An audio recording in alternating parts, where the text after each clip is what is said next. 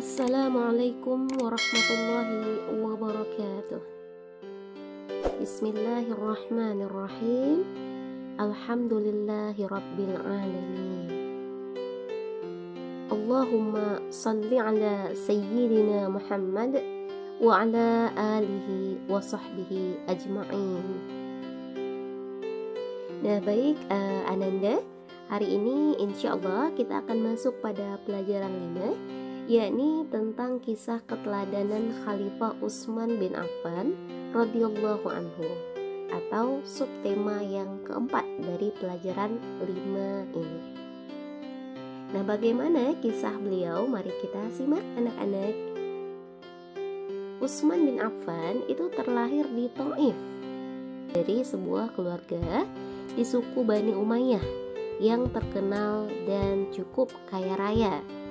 Ia tercatat pada masa itu sebagai salah satu dari 22 orang yang ada di Mekah yang tahu cara menulis pada saat itu.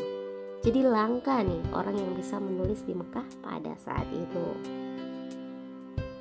Nah, ayahnya Affan meninggal di usia muda saat berpergian ke luar negeri, dan ia meninggalkan Utsman dengan warisan besar. Utsman kemudian menjadi pedagang seperti ayahnya dengan modal dari ayahnya tadi. Nah, qadarullah bisnisnya berkembang yang membuatnya menjadi salah satu orang terkaya di antara orang Quraisy pada masa tersebut. Utsman bin Affan masuk Islam karena ajakan dari sahabatnya Abu Bakar Asy-Siddiq yang telah memeluk Islam sebelumnya. Nah, waktu masuknya Utsman bin Affan ini masih di awal-awal dakwah. Karena itu, beliau termasuk salah satu orang yang paling awal masuk Islam, atau golongan ini biasa dikenal dengan istilah as-sabiquna awwalun.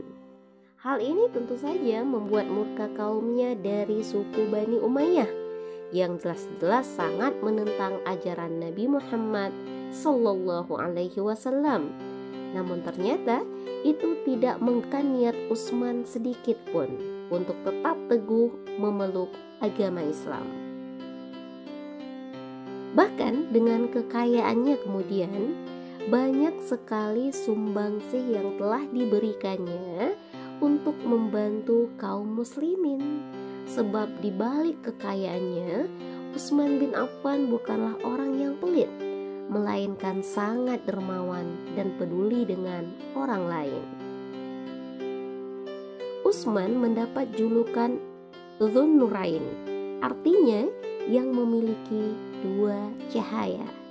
Julukan ini didapat karena Utsman telah menikahi putri kedua dan ketiga dari Rasulullah Shallallahu Alaihi Wasallam, yaitunya Sayyidah Ruqayyah dan Sayyidah Ummu Kulthum. Utsman ikut hijrah sebanyak 2 kali. Pertama, pada saat seruan hijrah oleh Rasulullah Shallallahu Alaihi Wasallam ke Habasyah karena meningkatnya tekanan kaum Quraisy terhadap umat Islam. Utsman bersama kaum muslimin lainnya memenuhi seruan tersebut dan hijrah ke Habasyah hingga tekanan dari kaum Quraisy reda. Beliau kemudian kembali ke Mekah. Namun, tak lama tinggal di Mekah, Utsman pun mengikuti Nabi Muhammad SAW untuk hijrah ke kota Madinah. Nah, bagaimana kisahnya sehingga akhirnya Utsman bin Affan diangkat menjadi seorang khalifah?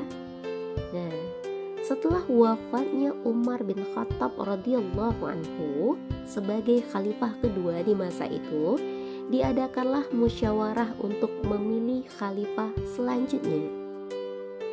Maka terpilihlah Utsman yang akhirnya diangkat sebagai khalifah ketiga pada usianya yang sudah menginjak 70 tahun. Peristiwa ini terjadi pada bulan Muharram tahun 23 Hijriah. Utsman menjadi khalifah di saat pemerintahan Islam telah cukup mapan dan terstruktur di masa itu sepeninggalnya Khalifah Umar bin Khattab radhiyallahu anhu. Nah, selama menjadi khalifah, berikut prestasi-prestasi dari Khalifah Utsman bin Affan radhiyallahu anhu. Nah, pertama, Utsman tidak menarik tunjangan apapun dari perbendaharaan untuk keperluan pribadinya, juga tidak menerima gaji. Kenapa?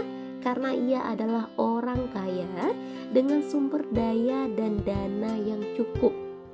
Jangankan menerima, beliau adalah orang yang selalu memberi, mulai dari awal dakwah di masa Rasulullah, di masa Khalifah Abu Bakar, bahkan sampai di masa Umar bin Khattab juga. Jadi wajar kalau beliau memang tidak menerima gaji. Masya Allah, luar biasa Khalifah Utsman bin Affan radhiyallahu anhu. Nah, kedua, pada masa Khalifah Utsman bin Affan, wilayah Islam sudah mencapai Afrika, Siprus hingga Konstantinopel. Hingga atas usul Muawiyah, akhirnya dibangunlah angkatan laut untuk kali pertamanya dalam pemerintahan Islam. Berikutnya, di masa Utsman bin Affan dilakukan kodifikasi atau pembukuan Al-Quran. Nah, mungkin Anda pernah dengar ya, kodifikasi Al-Quran pertama atau pengumpulan Al-Quran pertama itu pernah terjadi di masa Abu Bakar. Hanya saja di masa itu hanya kumpulan mushaf, jadi kayak lembaran-lembaran gitu, belum dalam bentuk buku. Jadi Al-Quran itu yang telah ditulis itu telah terkumpul di masa Abu Bakar, mulai dari surah Al-Fatihah sampai dengan An-Nas, tapi belum dalam wujud buku atau kitab. Nah, baru di zaman Utsman bin Affan dilakukan pembukuan Al-Quran atau kodifikasi Al-Quran, yang kemudian diperbanyak sebanyak 4 buah. Salinannya kemudian dikirim ke daerah-daerah. Inilah yang kemudian kita kenal dengan nama Mushaf Utsmani. Alhamdulillah, itulah yang kemudian sampai sekarang berkembang, sehingga hari ini kita bisa memegang satu mushaf dalam tampilan bentuk seperti buku yang lengkap, mulai dari surah Al-Fatihah sampai dengan surah An-Nas. Berikutnya, di masa Utsman bin Affan juga beliau melakukan renovasi Masjid Nabawi dan Masjidil Haram. Bukan saja renovasi, tapi juga memperluas bangunannya yang sebelumnya sudah sempat dimulai di masa Khalifah Umar bin Khattab. Kenapa diperluas dan direnovasi?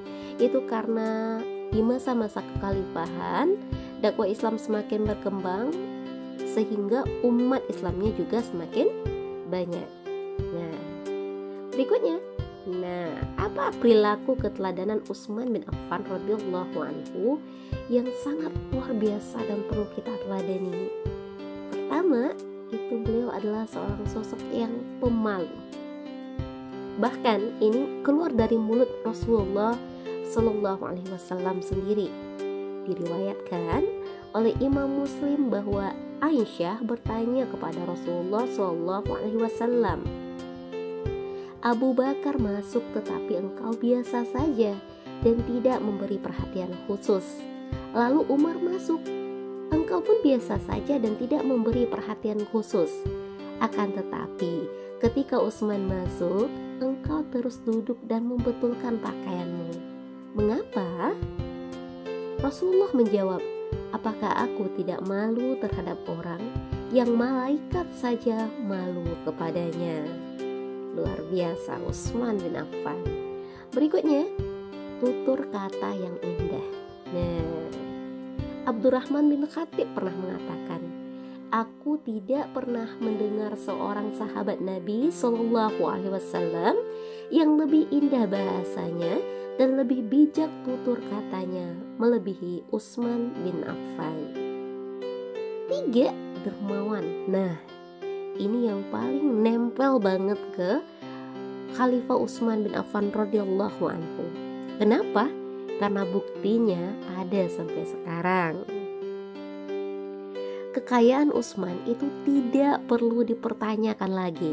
Bahkan sebelum masuk Islam, Utsman bin Affan telah dikenal kedermawanannya.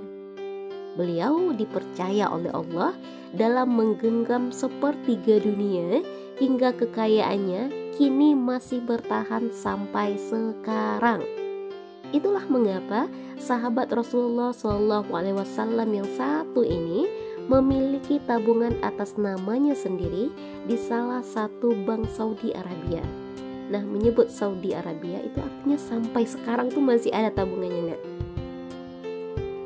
Dari tabungan tersebut, kini telah berdiri hotel bintang 5 di area eksklusif dekat Masjid Nabawi dengan nama Hotel Utsman bin Affan. Potensi kekayaan dari hotel ini bisa mencapai 150 miliar rupiah lebih per tahun. Diketahui bahwa tabungan tersebut adalah hasil pengembangan hartanya yang bersumber dari sumur bi'ru yang dulu beliau beli dengan harga 38.000 dirham yang kemudian ia wakafkan untuk kepentingan umat Islam. Namun selama hidupnya, Utsman menganggap dunia sebagai sesuatu yang paling rendah. Dunia yang seolah-olah sudah berada di tangannya tak pernah diizinkannya masuk ke dalam relung hatinya, karena baginya dunia hanya berada di tangannya saja, bukan dalam hatinya. Luar biasa. Beliau betul-betul percaya bahwa Allah akan membalas 700 kali lipat untuk setiap sedekah yang beliau berikan. Mampukah kita seperti itu, duhai ananda? Kita coba ya, Nak, ya. Jangan takut bersedekah karena janji Allah adalah yang paling pasti. Nah, bagaimana peristiwa wafatnya Khalifah Utsman bin Affan radhiyallahu anhu?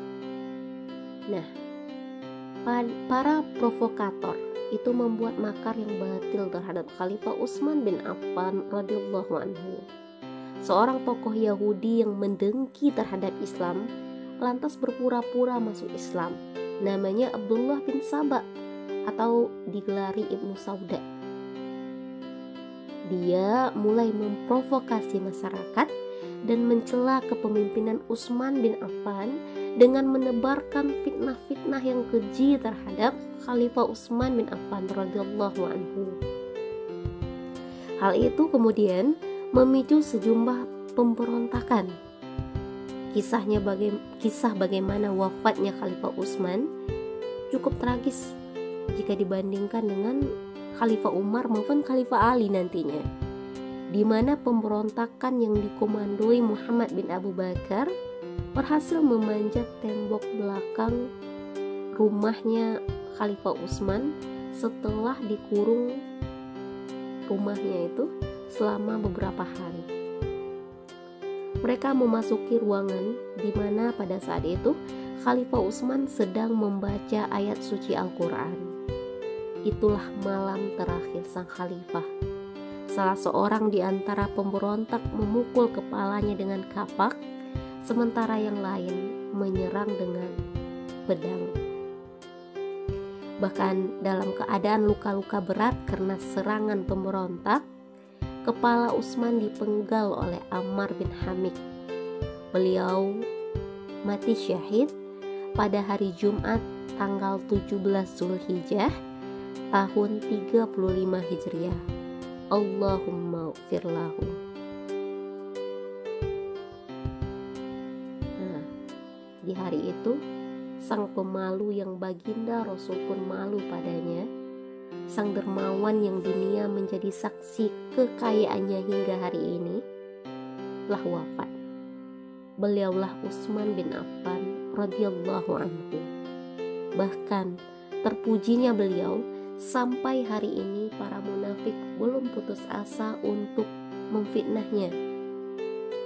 Nah, jadi Nak, karena provokator di masa itu, di masa sebelum Utsman bin Affan ini wafat, mereka itu memprovokasi orang-orang agar saling membenci.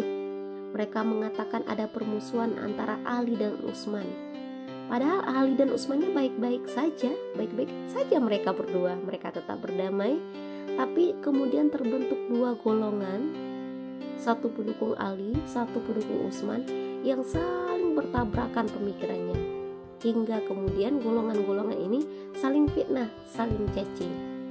Nah, hari ini ternyata yang bertahan adalah pendukungnya Ali. Jadi bukan Alinya, bukan Utsmannya, jadi pendukungnya. Pendukung yang masih lemah imannya, yang telah terprovokasi oleh orang-orang Yahudi yang pura-pura masuk Islam tadi, kemudian saling caci, saling balas.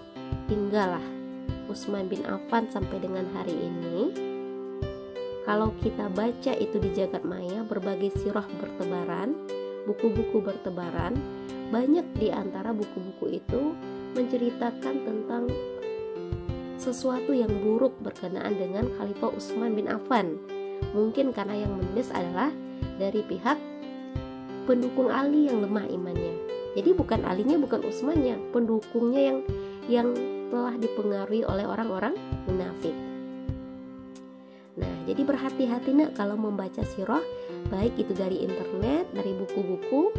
Intinya kalau dalam sirah itu ada memfitnah para sahabat, terutama Utsman bin Affan ataupun Ali bin Abi Thalib, jika ada menjelek-jelekkan sahabat, jangan dipercayai, karena mereka adalah orang-orang yang telah Allah jamin masuk surga. Pastilah yang salah bukan sahabatnya, melainkan orang yang menulis kisahnya. Mungkin hatinya belum bersih. Kita doakan semoga terbuka pintu hatinya agar tidak lagi memfitnah sahabat-sahabat yang telah dijamin masuk surga.